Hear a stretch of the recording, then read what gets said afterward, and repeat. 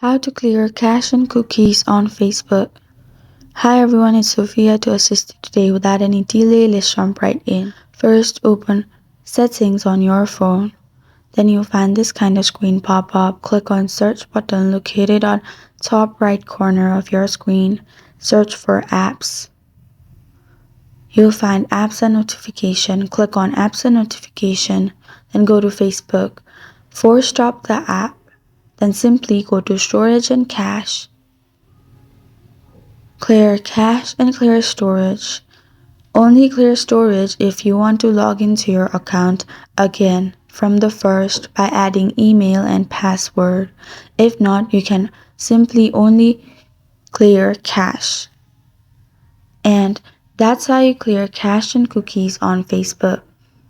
Thank you for joining me today. If this video helped you out, please leave a like and subscribe for more. Got a question or want to suggest a topic? Comment below. I'm Sophia signing off. Until next time.